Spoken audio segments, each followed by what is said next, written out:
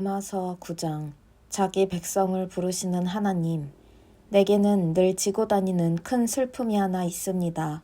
여러분이 그것을 알아주었으면 합니다. 이는 내 마음 깊은 곳에 자리하는 큰 고통이며 나는 한 번도 거기서 벗어나 본 적이 없습니다. 이는 결코 과장이 아닙니다. 그리스도와 성령께서 나의 증인이십니다. 바로 이스라엘 백성에 관한 이야기입니다. 내가 메시아께 저주를 받더라도 그들이 그분께 복을 받을 수 있는 길이 있다면 나는 조금도 주저하지 않고 그렇게 하겠습니다. 그들은 내 동족입니다. 우리는 더불어 자랐습니다. 그들에게는 없는 것이 없었습니다. 동족, 영광, 언약, 계시, 예배, 약속들. 더욱이 그들은 메시아이신 그리스도께서 태어난 민족이기도 합니다.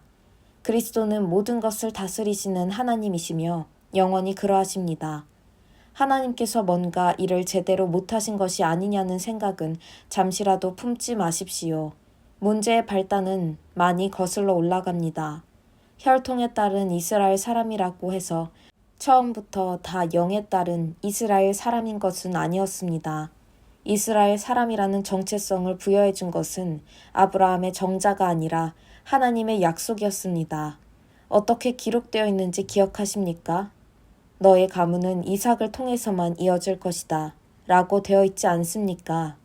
다시 말해 이스라엘 사람이라는 정체성은 결코 성행위를 통해 전달되고 인종적으로 결정된다는 것이 아니라 하나님의 약속에 의해서 결정된다는 뜻입니다.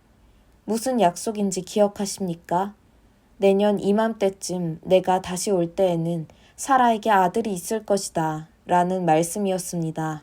그때만 그랬던 것이 아닙니다. 리브가에게도 약속이 주어졌는데 출생의 순서보다 우선하는 약속이었습니다.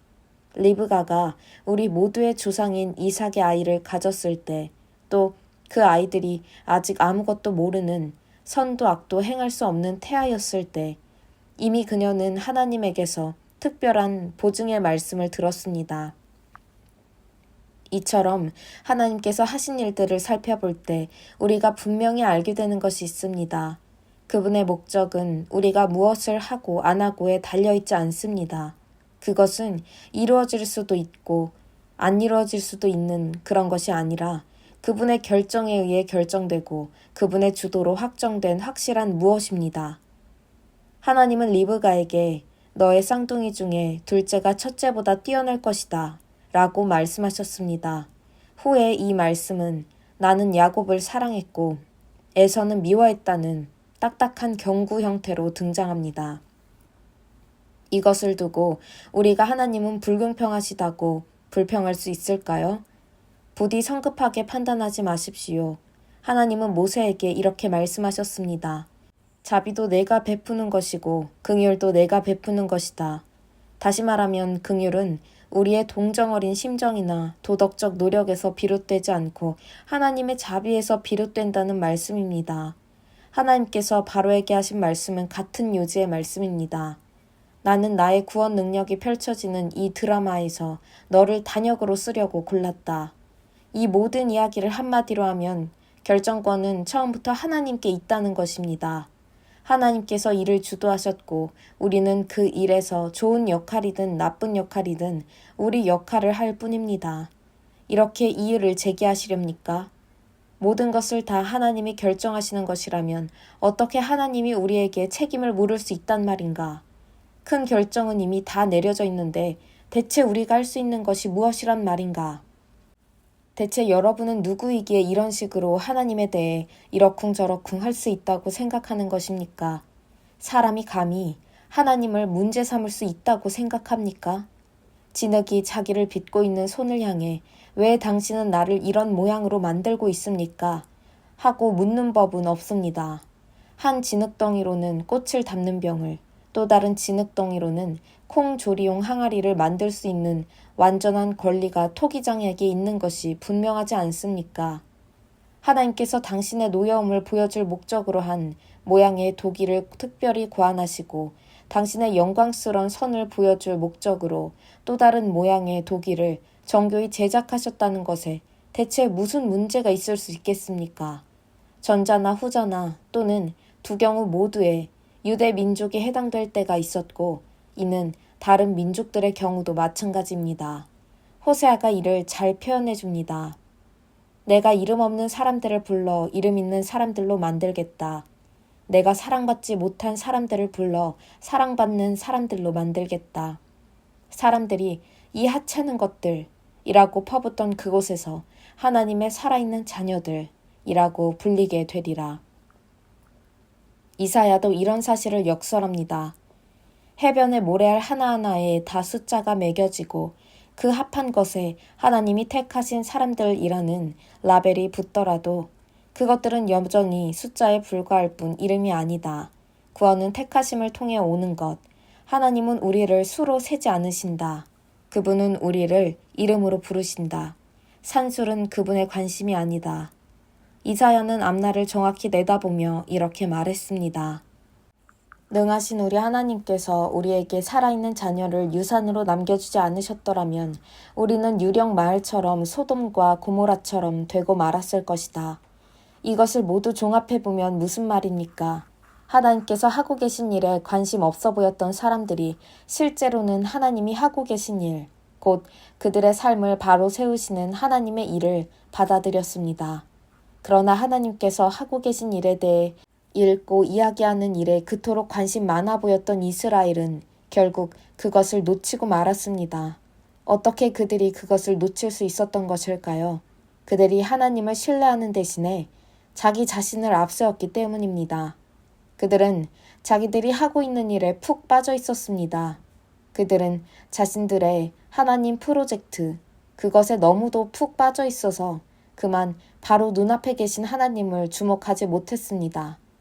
그 길 한복판에 우뚝 솟은 거대한 바위 같은 그분을 말입니다. 그들은 그분과 부닥쳤고 큰 대자로 쭉 뻗어버리고 말았습니다. 이번에도 이사야가 은유를 통해 이를 잘 표현해 줍니다. 조심하여라.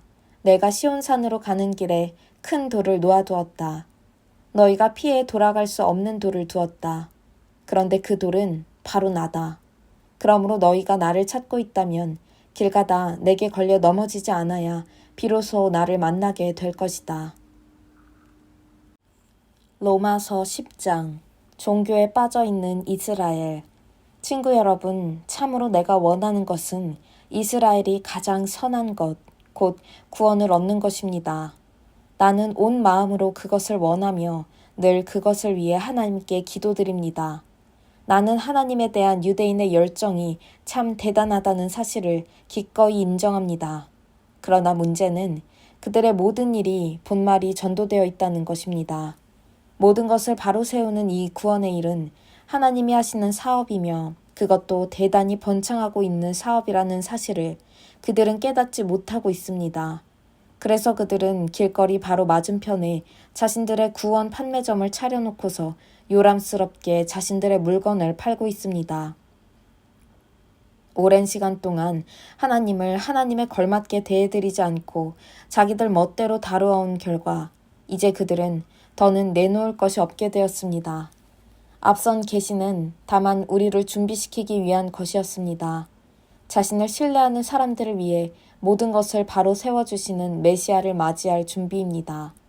모세가 기록했듯이 한사코 율법 조문을 이용해 하나님 앞에 바로 서겠다는 자들은 곧 그렇게 사는 깨알 같은 계약서 조항들에 일일이 얽매여 사는 그것이 결코 쉽지 않다는 사실을 알게 됩니다. 그러나 우리 안에 바른 삶을 형성시켜 주시는 하나님을 신뢰하는 것은 전혀 다른 이야기입니다. 여기서는 메시아를 모셔오겠다고 위험천만하게 하늘까지 올라갈 일도 없고 또 메시아를 구출하겠다고 위험천만하게 지옥까지 내려갈 일도 없습니다. 모세가 정확히 뭐라고 말했습니까? 구원하시는 말씀이 바로 여기 있다.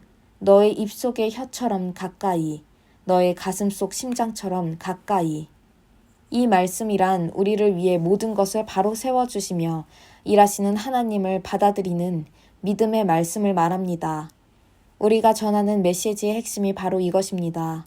하나님을 받아들이며 예수가 나의 주님이시다 라고 말하십시오. 예수를 죽은 자들 가운데서 살려내실 때 하셨던 일을 지금 우리 안에서도 행하고 계신 하나님의 일을 마음과 몸을 다해 받아들이십시오. 그렇습니다. 바로 그것입니다.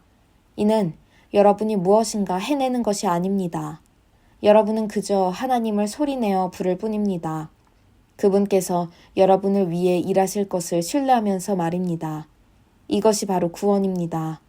여러분은 전 존재를 기울여 모든 것을 바로 세워주시는 하나님을 받아들이며 큰 소리로 외칩니다.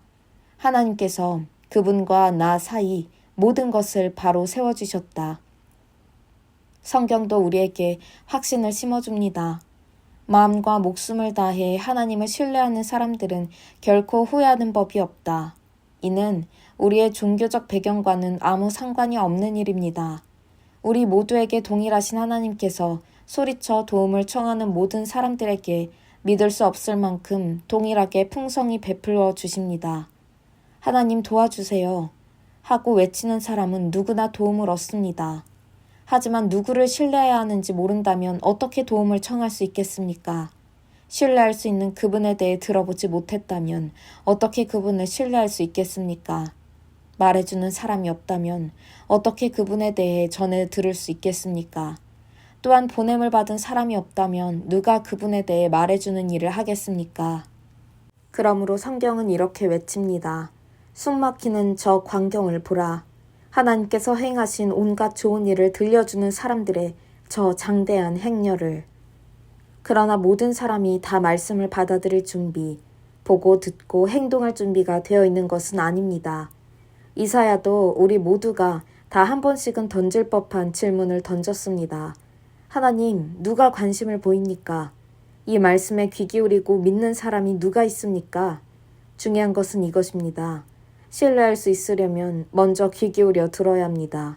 그러나 귀 기울여 들을 것이 있으려면 먼저 그리스도의 말씀이 전해져야 합니다. 그러나 이스라엘의 경우는 지금 일어나고 있는 일에 대해 듣고 깨달을 수 있는 기회가 정말 충분히 있지 않았던가요? 전하는 사람들의 목소리가 온 세상에 울려 퍼졌고 그들의 메시지가 땅의 칠대양에까지 미쳤다. 그러므로 중요한 질문은 이것입니다. 왜 이스라엘은 이 메시지에 대한 독점권이 자신에게 없다는 사실을 깨닫지 못했던 것일까요? 다음과 같이 예언한 모세가 바로 보았습니다. 여러분은 하나님께서 여러분이 낮춰보는 사람들, 이방인들에게 다가가시는 것을 보게 될 것이고 질투심에 미칠 것입니다. 여러분은 하나님께서 여러분이 종교적으로 하등하다고 여기는 사람들에게 다가가시는 것을 보게 될 것이고 우라가 치밀 것입니다. 이사야는 담대하게 하나님의 말씀을 이렇게 전합니다. 나를 찾지도 않던 사람들이 나를 만났고 받아들였다. 나 또한 나에 대해 묻지도 않았던 사람들을 만났고 받아들였다. 그러고는 분명한 고발로 마무리 짓습니다. 날이면 날마다 나는 두 팔 벌려 이스라엘을 불렀건만 이런 수고에도 내게 돌아온 것은 냉대와 차가운 시선뿐이었다. 로마서 11장 충성스런 소수. 그렇다면 하나님께서 이제 이스라엘이라면 넌더리가 나서 그들과 아예 절교하시려 한다는 말입니까? 그렇지 않습니다. 기억하십시오. 지금 이런 이야기를 쓰고 있는 나 역시 이스라엘 사람으로서 베냐민 지파 출신이며 아브라함의 후손입니다. 이보다 더 확실한 셈족 혈통을 본 적 있습니까? 우리는 절교 이야기를 하려는 것이 아닙니다. 하나님은 쉽게 이스라엘에게서 손을 떼어버리실 수 없습니다. 그동안 이스라엘과 너무 오랫동안 관계를 맺어오셨고 투자하신 것이 너무 많습니다. 이런 이스라엘을 두고 엘리야가 몹시 괴로워하며 기도 가운데 외쳤던 것을 기억하십니까? 하나님, 그들이 주님의 예언자들을 죽였고 주님의 제단을 짓밟았습니다. 저만 홀로 남았는데 이제 그들이 저의 뒤도 쫓고 있습니다. 하나님의 대답이 무엇이었는지 기억하십니까? 내게는 아직 무릎 꿇지 않는 7,000명이 있다. 끝까지 충성을 다하고 있는 7,000명이 있다. 오늘날도 마찬가지입니다. 지금도 치열한 모습으로 충성을 다하는 소수가 남아 있습니다. 많지 않은 수일 것입니다. 하지만 여러분이 생각하는 것보다는 많은 수일 것입니다. 그들이 그처럼 버티고 있는 것은 무언가 얻을 것이 있어서가 아닙니다. 그들은 다만 자신을 택해 주신 하나님의 은혜와 목적에 대해 확신하고 있기 때문입니다.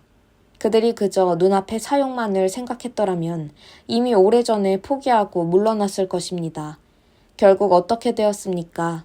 이스라엘이 자신의 사욕을 도모하며 자기 힘으로 하나님 앞에 서려고 했을 때 이스라엘은 성공하지 못했습니다. 하나님께 택함받은 사람들은 하나님께서 그들을 통해 그분의 뜻을 도모하시도록 했던 사람들이었습니다. 그들은 그분께 정당성을 인정받았습니다. 사욕을 도모한 이스라엘은 하나님을 향해 바위처럼 굳어버렸습니다. 여기에 대해 모세와 이사야도 이렇게 평했습니다. 싸움질 좋아하고 자기 중심적인 그들에게 넌더리가 나신 하나님은 그들을 눈멀고 귀먹게 하셨고 그들로 그들 자신 안에 갇히게 하셨는데 그들은 지금까지도 계속 그렇게 갇혀 있다. 다윗도 그런 사람들에 대해 몹시 불편한 마음을 드러냈습니다. 그들이 그렇게 자기 뱃속만 채우며 먹다가 탈이 나버렸으면 그렇게 자기 입속만 차리며 가다가 다리가 부러졌으면 좋겠습니다. 그들이 그렇게 자기만 쳐다보다가 눈이 멀어버리기를 그렇게 신행세를 하다가 궤양에 걸려버렸으면 좋겠습니다. 이방인의 구원, 이런 질문이 나올 수 있습니다. 그렇다면 이제 그들은 완전히 끝난 것인가? 영원히 나가버린 것인가? 답은 분명합니다. 결코 그렇지 않습니다. 아이러니하게도 그들이 퇴장하면서 열고 나간 문으로 이방인들이 입장할 수 있게 되었습니다. 그런데 여러분도 아시는 것처럼 지금 유대인들은 자신들이 무언가 좋은 것을 제 발로 차버리고 나가버린 것이 아닌가 하는 의구심을 갖기 시작했습니다. 한번 상상해 보십시오. 그들이 나가버린 것이 온 세상에 걸쳐 이방인들이 하나님 나라로 몰려오는 일을 촉발시켰다면 그 유대인들이 다시 돌아올 때는 그 효과를 과연 어떠하겠습니까? 그 귀향이 무엇을 가져올지 상상해 보십시오. 그러나 그들에 대한 이야기는 여기서 그만하려고 합니다. 지금 나의 관심사는 바로 여러분, 곧 이방인들이기 때문입니다. 나는 이방인이라고 하는 여러분에 대해 특별한 사명을 받은 사람입니다. 나는 이 사실을 나의 동족인 이스라엘 사람들 가운데 있을 때 최대한 자랑하며 강조하곤 합니다. 나는 그들이 지금 스스로 놓치고 있는 것을 깨닫게 되고 하나님께서 하고 계신 일에 동참하려는 마음을 품게 되기를 바라기 때문입니다. 그들이 떨어져 나간 일로 인해 이처럼 온 세상에 걸쳐 하나 되는 일이 시작되었다면 그들이 다시 돌아올 때는 더 큰 일이 촉발될 것입니다. 엄청난 귀향이 있을 것입니다. 이렇게 유대인들이 저지른 일이 그들로서는 잘못한 일이었지만 여러분에게는 좋은 일이 되었다면 그들이 그 일을 바로잡을 때는 과연 어떻게 될지 생각해 보십시오. 이 모든 일의 배후와 바탕에는 어떤 거룩한 뿌리가 자리 잡고 있습니다. 하나님께서 심으시고 기르시고 계신 뿌리입니다. 근본 뿌리가 거룩한 나무에는 거룩한 열매가 맺힐 수밖에 없습니다. 지금 상황은 이러합니다. 그 나무의 가지 중 얼마는 가지치기를 당하고 대신에 야생 올리브 나무 가지인 여러분이 그 나무에 젖붙임을 받은 것입니다. 그러나 여러분이 지금 그 비옥하고 거룩한 뿌리로부터 영향을 공급받고 있다고 해서 여러분이 그 가지치기 당한 가지들 앞에서 우쭐댈 수는 없습니다. 기억하십시오. 여러분이 그 뿌리에 영향을 공급하고 있는 것이 아니라 그 뿌리가 여러분에게 영향을 공급하고 있는 것입니다. 이런 말이 나올 법합니다. 다른 가지들이 가지치기를 당한 것은 나를 접붙이기 위한 것이 아닌가? 그렇습니다. 하지만 기억하십시오. 그들이 그렇게 가지치기 당한 것은 그들이 믿음과 헌신을 통해 계속해서 그 뿌리에 연결되어 있지 않고 말라 죽어버렸기 때문입니다. 지금 여러분이 그 나무에 붙어 있는 것은 다만 여러분이 믿음으로 그 나무에 접붙여졌기 때문입니다. 믿음을 길러주는 그 뿌리에 연결되어 있기 때문입니다. 그러므로 자만해져서 뽐내는 가지가 되지 마십시오. 여러분이 연하고 푸릇푸릇할 수 있는 것은 오직 그 뿌리덕이라는 사실을 늘 겸손 가운데 기억하십시오. 본래의 가지에 주저없이 가위를 대신 하나님이시라면 여러분에게는 어떠하시겠습니까? 그분은 조금도 주저하지 않으실 것입니다. 하나님은 온화하고 인자하신 분이지만 동시에 가차없고 엄하신 분이기도 하다는 사실을 반드시 명심하십시오. 그분은 말라 죽은 가지에 대해서는 가차 없으시되 접붙여진 가지에 대해서는 온화하십니다. 그분의 온화하심을 믿고 방자하게 굴 생각은 버리십시오. 여러분이 말라 죽은 가지가 되는 순간 여러분은 가차없이 내쳐지게 됩니다. 그러니 여러분은 바닥에 나뒹구는 가지치기 당한 가지들을 보며 우월감에 젖지 않도록 하십시오. 계속 죽은 가지로 남기를 고집하지 않는다면 그들도 얼마든지 다시 접붙임 받을 수 있습니다. 하나님은 그렇게 하실 수 있습니다. 그분은 기적적인 접붙임을 행하실 수 있는 분입니다.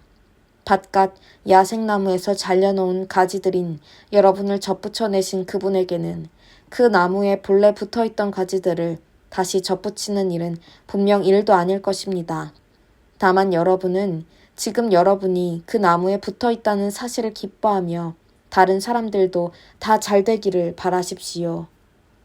완성된 이스라엘. 친구 여러분, 나는 최대한 분명하게 짚고 넘어가려고 합니다.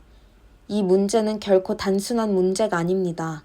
현재 상황을 잘못 해석해서 오만하게도 자칫 여러분은 왕족이고 저들은 내쳐진 천민인 것처럼 생각할 수 있습니다. 전혀 그렇지 않습니다. 이스라엘이 현재 하나님에 대해 완고해져 있는 것은 일시적인 현상입니다. 그 효과로 모든 이방인을 향해 문이 열리게 되었고 그래서 마침내 집이 꽉 차게 될 것입니다. 그러나 이 일이 다 이루어지기 전에 먼저 이스라엘이 완성되는 일이 있을 것입니다. 이렇게 기록되었듯이 말입니다. 한 투사가 시온산에서 성큼성큼 내려와서는 야곱의 집을 깨끗이 치울 것이다. 내가 내 백성에게 반드시 하고야 말 일이 이것이다. 그들에게서 내가 죄를 제거할 것이다. 메시지의 복된 소식을 듣고 받아들인 여러분의 입장에서 보면 유대인들이 마치 하나님의 원수처럼 보일 것입니다. 그러나 하나님의 전체 목적이라는 원대한 시각에서 보면 그들은 여전히 하나님의 가장 오래된 친구입니다. 하나님의 선물과 하나님의 부르심에는 완전한 보증이 붙어 있습니다. 결코 취소되거나 무효가 될 수 없습니다. 불과 얼마 전까지만 해도 여러분은 하나님께 바깥 사람이었습니다. 그러나 유대인들이 하나님께 등을 돌렸고 여러분에게는 문이 열렸습니다. 이제 그들이 하나님께 바깥 사람이 된 것입니다. 그런데 여러분에게 문이 활짝 열린 것으로 인해 그들에게도 다시 들어올 수 있는 길이 열렸습니다. 이렇게 혹은 저렇게 하나님께서는 우리 모두로 하여금 한 번씩 다 바깥에 처해보는 경험을 하게 하셨습니다. 이것은 그분께서 친히 문을 여시고 우리를 다시 안으로 받아들이시기 위해서입니다. 이 비할 데 없는 하나님의 엄청난 관대하심과 깊고 깊은 지혜.